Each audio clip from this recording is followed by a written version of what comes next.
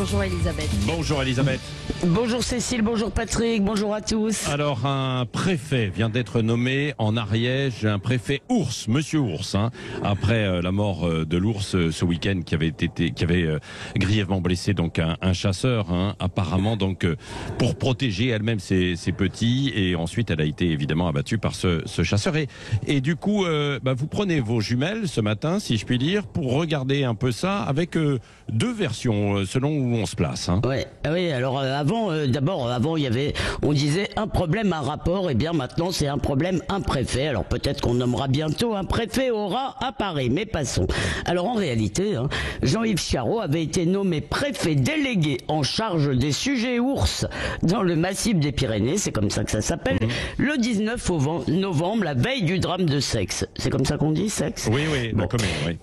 D'accord, de la commune de Seix, oui. Alors il devra jouer les casques bleus, non pas entre les ours et les humains, heureusement pour lui, mais entre les pros et les anti-ours, en bisbille depuis la réintroduction du plantigrade dans les Pyrénées en 1996.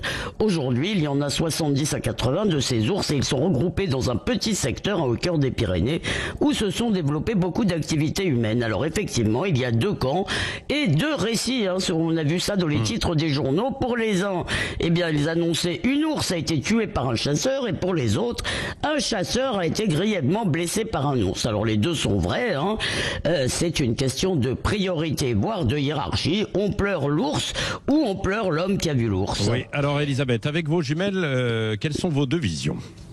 Ces deux visions, ce sont deux conceptions de la nature et de la place de l'homme. On pourrait dire qu'il y a les animalistes d'un côté et les humanistes de l'autre. Alors commençons par les écolos dingo tendance Rousseau, Jean-Jacques ou Sandrine au choix. Pour cela, la nature est bonne et l'homme est mauvais. Paradoxalement d'ailleurs, leur rêve romantique, vous savez, d'une nature qu'on rend à la vie sauvage, pendant qu'on mangera sans doute de la viande en plastique, aboutit à la Disneylandisation, parce que les seuls humains tolérés dans ce cas, dans ces zones sauvages, ce sont les touristes qui paieront pour voir des ours en vrai. Et puis de l'autre côté, il y a les éleveurs, les randonneurs, les skieurs et les habitants des vallées qui veulent y travailler. Alors ceux-là ne demandent pas la disparition des ours, ils demandent la régulation. On a entendu cette semaine la présidente du conseil départemental de l'Ariège, Christine Tecky, qui s'énerve, qui dit « On demande que l'Ariège ne soit pas rayé de la carte de France. Est-ce que l'homme doit se retirer de ces espaces sous la contrainte ?»